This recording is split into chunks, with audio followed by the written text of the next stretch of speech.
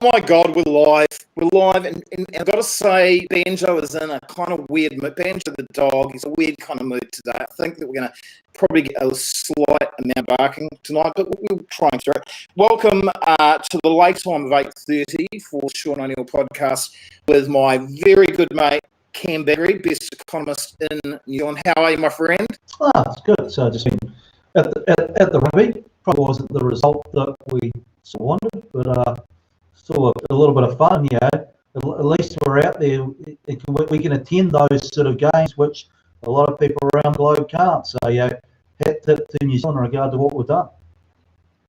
Yeah, absolutely right. Good point. It's good to watch live sport again. It really is. Just absolutely love watching that today. I've come home, right? Got young kids, but I'll tell you what, I suspect Wellington will be pumping tonight. There was a lot of people. Although interesting, right? It didn't look like it was a sellout. I think you could still actually get tickets, which is unusual for a test match. So maybe that's just the sort of sign that we sort of getting back into things, but there's still a little bit of pressure there on discretionary spend in regard to what people are going to blow the money on.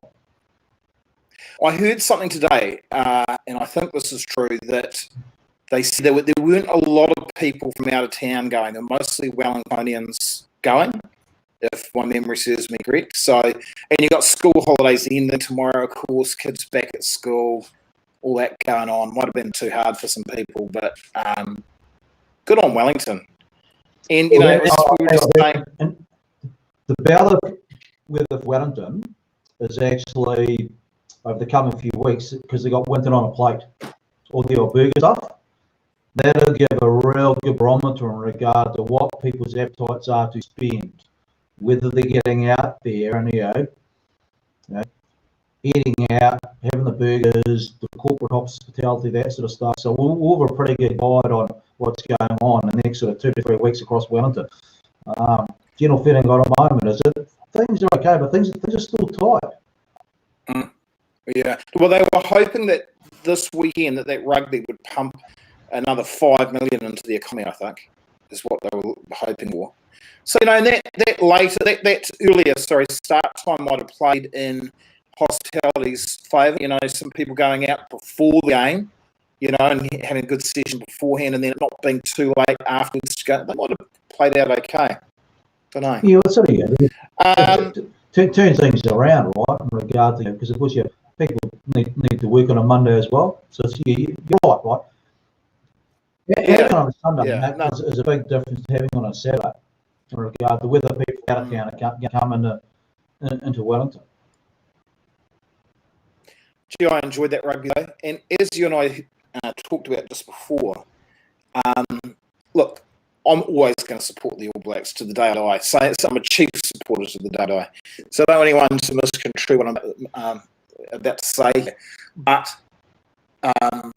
there'll be a lot of people in New Zealand that will be very happy for Dave Rennie, because he is the kind of guy, and we talked about this before, that when he ever went into a team or into, a franchise, he made sure he was part of that community. And I know in Hamilton, where I'm based, when he came and coached the Chiefs, he just got that team into the community so much, and he's so loved and so well respected.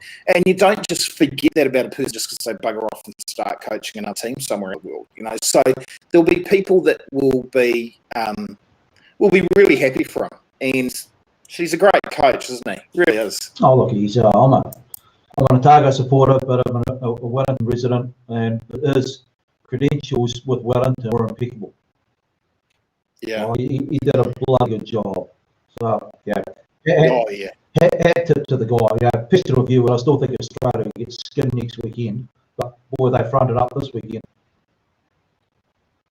See, I think that we should be lunch on this, because I very really disagree with you, but I'm going on this. I just cannot see that happening.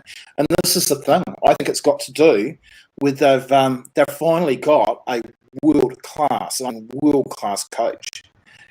I don't think the All Blacks are going to come up, even with a different team, and put 15, 20 points on them. I just can't see that happening. So let's bet lunch on that, eh? Yeah, well, done, right? But to be fair, some of the previous Australian coaches, ex-Kiwis like Robbie Deans, these sort of blokes weren't too bad either. They were still in the world. That's true.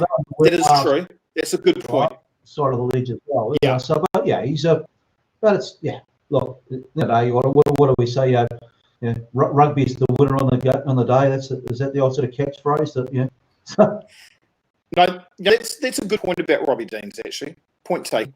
But yeah, I bloody enjoyed that. And I tell you what, there was so much drama towards the end that because I love sort of reflecting on the game afterwards and having a bit of think about it. What about that try from Aaron Smith?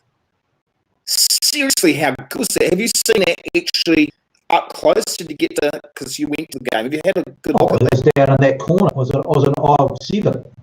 Got right down there. So it was right under our nose.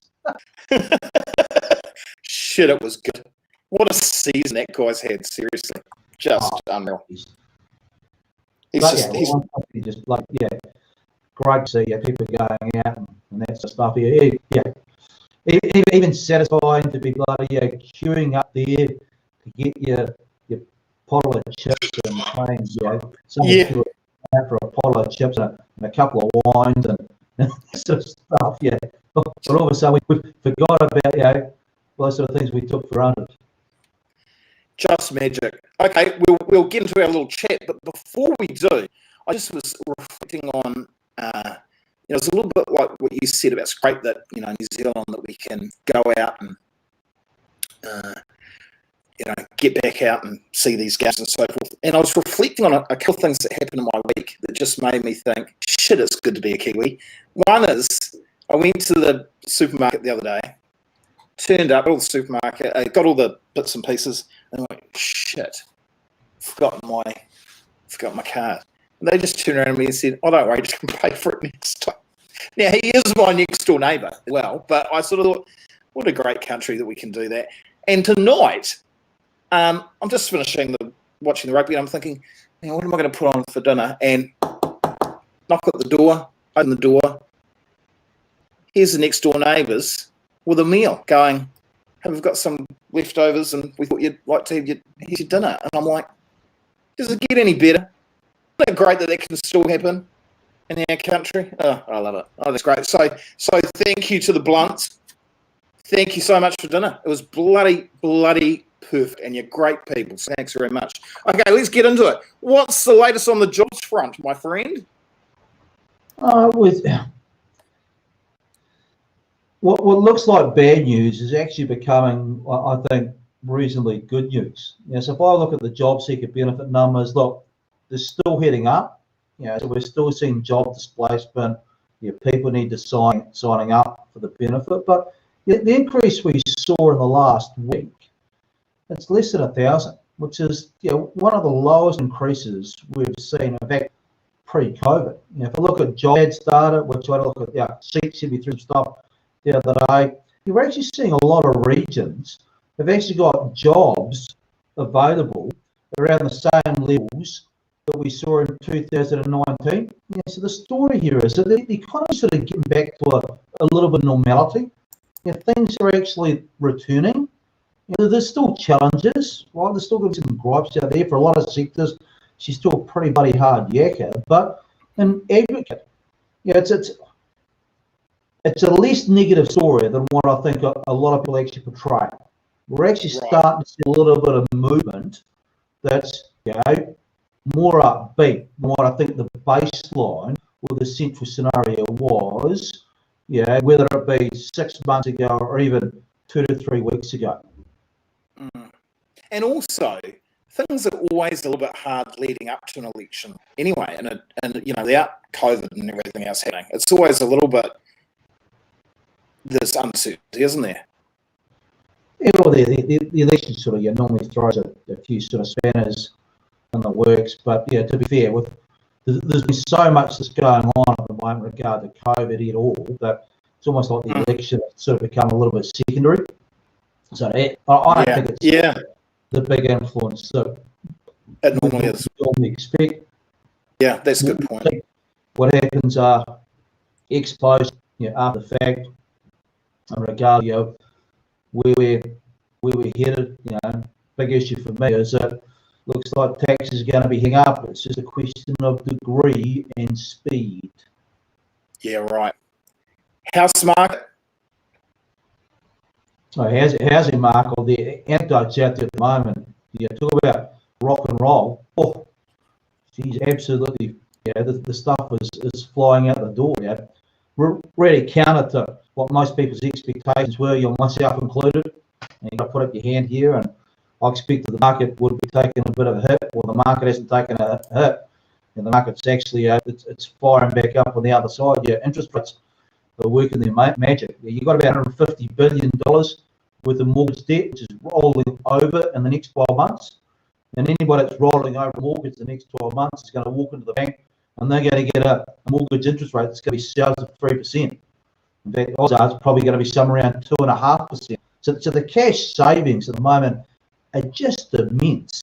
And of course, if you're not getting a decent return on your term deposit, then what are you going to do? You're going to look at alternative investments, and so people are looking at property. People look at the yields on property. So people are lining up now. I still think there's a few issues out there. The unemployment rate is still moving up. The valuations are an issue, but for now, the property market, it's off to the races. I'm not quite sure it's a great thing in regard to what's called the social balance around New Zealand. We've got Wall Street that's up, and Main Street as well, and the Main Street indicators unemployment. And you sort of to see house prices moving up at the same time that unemployment is rising is sort of telling you for a little bit out of balance. It just How does that work? How does that work when unemployment is rising and house prices are still going up? Surely at some point those two worlds need to collide, don't they? Yeah, they will, right? And part of this is that if I have a look at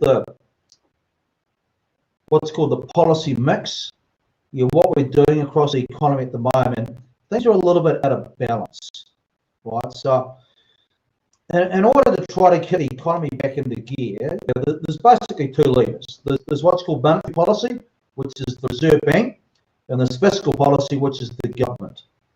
Now, both of them are out there doing a lot. But what we've got is that the Reserve Bank is doing an extra lot. Lower interest rates primarily stimulate asset prices, the housing market.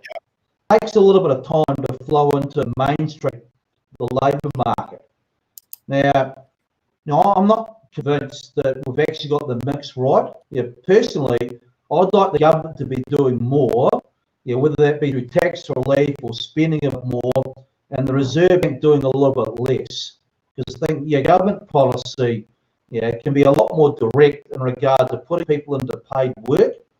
At the moment, Adrian seems to be doing a bit more of that heavy lifting. But from an economic balance perspective, look at once again Wall Street versus Main Street, it just doesn't have that right balance. So I'd like Adrian back off the Reserve Bank. Don't take rates negative, but the government get out there and spend a bit more. Now you've got to have to be really on the other side. So you have to rein it in at some stage, but don't be afraid to open the checkbook a little bit more in the next 12, 24 months. Really? And spend it where? Well, there's a whole lot of policy levers you can pull, right? One is tax cuts. Now, are you going to get the maximum bang for your buck with tax cuts? The answer is probably no. Some of that money is going to get saved. You can bounce money into the economy by just spending more. The problem is with government spending, we can be a little bit sort of are we actually going to get value for money in regard to that sort of stuff? Because we know quite often that government spending is ineffective, it's unproductive. We can talk about infrastructure, shovel-ready projects, expanding that sort of stuff. But generally speaking, fiscal policy can have a lot more powerful direct influence on creating jobs in the near term than monetary policy. And I think that's where the imperative is at the moment. We want the government to be doing more, and Adrian or the Reserve Bank to be doing a bit less. The problem at the moment is that we've just got the mix wrong. The Reserve Bank, in my personal view, is actually doing too much. And the problem is it's creating more of a gap between the haves and the have-nots, because they're sure as hell stimulating the property market, but it's taking a little bit of time to flow into the labour market, which is Main Street.